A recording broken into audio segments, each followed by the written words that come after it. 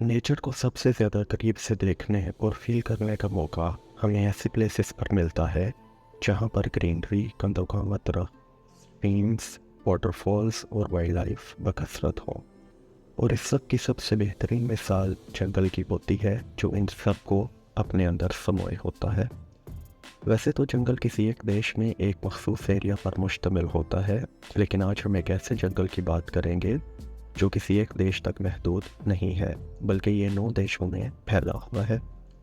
हम बात कर रहे हैं दुनिया के सबसे बड़े रेन फॉरेस्ट की, जिसे हम अमेज़न के नाम से जानते हैं। अमेज़न का जंगल दुनिया का सबसे बड़ा जंगल है, जिसका 60% एरिया नॉर्थ वेस्ट ब्राज़ील में, 13% एरिया पेरू में, 10% एरिया कोलंबिया में और बाकी 17% area south American countries Ecuador, Bolivia, Guyana, Suriname और फ्रेंच गुयाना में शामिल है। इस वीडियो में हम बात करेंगे अमेज़न रेन फॉरेस्ट की क्रिएशन पर, इसकी मिस्ट्री पर और इससे रिलेटेड फैक्ट्स। रिसर्च डाटा के मुताबिक Amazon rain forest almost 7 million square kilometre के एरिया पर मुश्तमिल है। अमेज़न रेन फॉरेस्ट को लंग्स ऑफ द वर्ल्ड भी कहा जाता है, क्योंकि धरती पर 20% ऑक्सीजन सिर्फ अमेज़न रेन फॉरेस्ट से प्रोड्यूस होती है। इसके साथ साथ दुनिया का 20% मीठा पानी ये जंगल प्रोवाइड करता है। ये जंगल इतना डेंस और घना है कि इसके काफ़ी एरिया पर दिन को भी रात का सा समा रहता है और सनलाइट मुकम्मल ग्राउंड लेवल तक नहीं पहुंच पाती। इस जंगल में जो बारिश होती है तो बारिश की बूंदों को ज़मीन तक पहुंचते पहुंचते 10 मिनट का वक्त लग जाता है। इस जंगल में दुनिया के 30% जानवर बसते हैं। इस जंगल में स्पाइडर्स की 3000 से ज़्यादा अक़साम मौजूद है। फर्दरमोर यहाँ पर अभी तक 400 मकामी ट्राइब्स रहते हैं, जिनका आउटसाइड मॉडर्न वर्ल्ड से किसी किस्म का कोई भी राब्ता नहीं है। अमेज़न रेन फॉरेस्ट इतना बड़ा है कि इसका 5.5 मिलियन स्क्वायर किलोमीटर का एरिया अभी तक आर्कियोलॉजिस्ट और रिसर्चर स्टडी ही नहीं कर पाए हैं।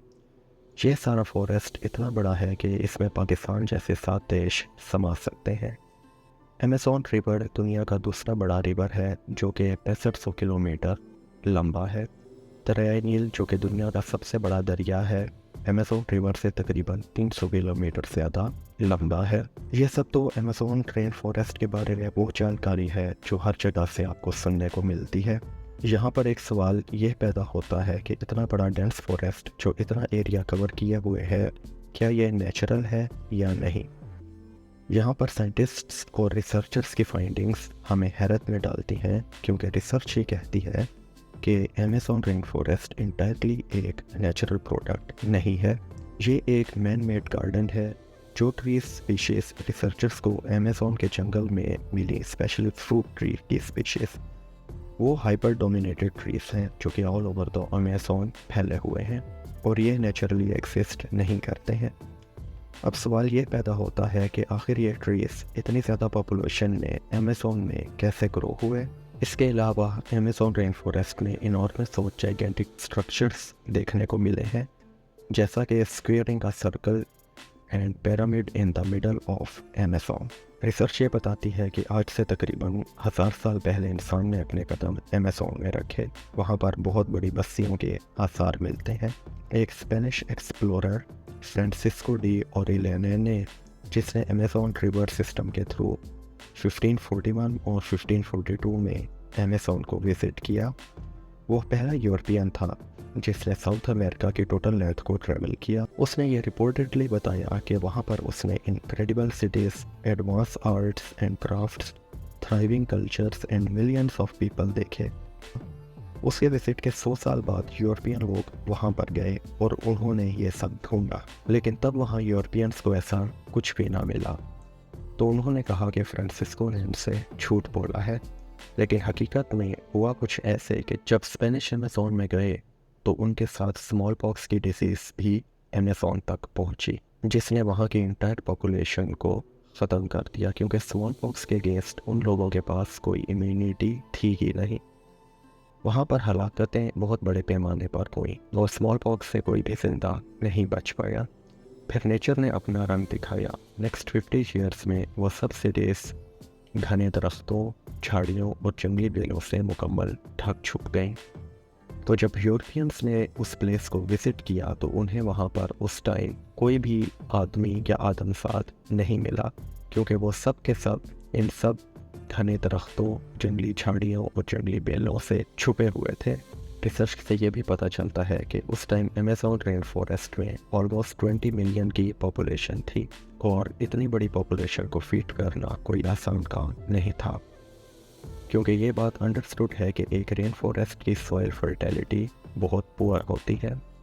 तो इतनी बड़ी पॉपुलेशन को फीड करने के लिए उन लोगों ने मैन मेड सॉइल तेरा परीता को इन्वेंट किया, जिसे आज मॉडर्न ज़बान में द ब्लैक अर्थ के नाम से जाना जाता है। यह सॉइल फुल विद माइक्रोब्स है जो नेचुरल सॉइल में नहीं मिलते हैं। ये मिट्टी इतनी इमेंसली फर्टाइल और मिस्टीरियस है कि ये अपनी फर्टिलिटी को रिप्रोड्यूस करती है थ्रू बैक्टीरिया जो इसकी सॉइल में पाया जाता है। तेरापरीता इस कदर फर्टाइल है कि अगर आप एक हैंडफुल ऑफ तेरापरीता लें और इसे बंजर ज़मीन में मिक्स करें तो वो बंजर ज़मीन इंस्टेंटली फर्टाइल हो जाएगी। तेरापरीता एविडेंस है साइंस का जो ये साबित करता है कि अमेज़न रेन फॉरेस्ट को जिन लोगों ने बिल्ड किया वो साइंस का स्ट्रॉन्ग नॉलेज रखते थे। आज के दिन तक रिसर्चर्स इस बात का जवाब नहीं ढूंढ पाए हैं कि उन लोगों ने ये सब कैसे किया। सॉइल एक्सपर्ट्स के पास इसका जवाब नहीं है कि उन लोगों ने तेरापरीता को इन्वेंट कैसे किया। अमेज़न बेसिकली एक बहुत कदीम मैन मेड इन्वायरमेंट है, एक मैन मेड रेन फॉरेस्ट। जो लोग 1000 साल पहले यहाँ रहते थे उन लोगों ने इस सारे फॉरेस्ट को ग्रो करने के लिए प्लान किया था कि कौन कौन से ट्री स्पीशीज़ यहाँ पर ग्रो होनी चाहिए है, जैसे कि ब्राज़ीलियन नट जो कि वहाँ पर डोमिनेटिंग ट्री स्पीशीज़ है। अमेज़न रेन फॉरेस्ट की एक्सप्लोरेशन के दौरान एक स्क्वायर देखने को मिलता है जो कि परफेक्टली एक स्क्वायर को इनक्लोज किए हुए है। उस दौर में इतनी परफेक्शन के साथ ऐसे ज्योमेट्रिकल डिज़ाइन को बनाना कैसे पॉसिबल हुआ। ये सब एविडेंस ये प्रूफ करता है कि उस इरा के लोग जो अमेज़न रेन फॉरेस्ट में मुकीम थे वो ज्योमेट्री और एस्ट्रोनॉमी में एक्स्ट्रा ऑर्डिनरी नॉलेज रखते थे। वक्त गुजरने के साथ साथ अमेज़न रेन फॉरेस्ट की डिफॉरेस्ट्रेशन और लैंड कल्टीवेशन स्लो स्टार्ट हुई। नतीजे में जब जंगल का एक हिस्सा स्लो क्लियर हुआ तो ये सब स्ट्रक्चर्स सामने आने लगे। तब रिसर्चर्स ने अमेज़न रेन फॉरेस्ट में लाइडर टेक्नोलॉजी यूज़ की इन साइट्स को आइडेंटिफाई करने के लिए बिना फॉरेस्ट को नुकसान पहुँचाए। लेकिन अमेज़न रेन फॉरेस्ट को लेकर अभी तक साइंटिस्ट्स और रिसर्चर्स ने अभी तक जो कुछ डिस्कवर किया है वो एक मिस्ट्री का सिर्फ एज है। ये रेन फॉरेस्ट अपने अंदर बहुत सारे राज और मिस्ट्रीज समोए हुए हैं जो डिस्कवर होने बाकी है।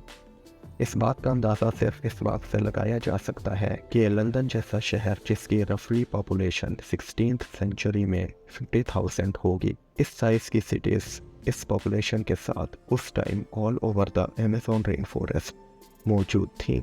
इस सब इन्फॉर्मेशन को जानने के बाद क्या आप इस रेन फॉरेस्ट को विज़िट करके अपनी लाइफ के मोमेंट्स यादगार बनाना चाहेंगे? कमेंट्स में अपनी कीमती राय का इजहार ज़रूर कीजिएगा। जल्द ही मिलते हैं एक नई वीडियो एक नए टॉपिक के साथ। अपना ख्याल रखिएगा। अल्लाह हाफ़िज़।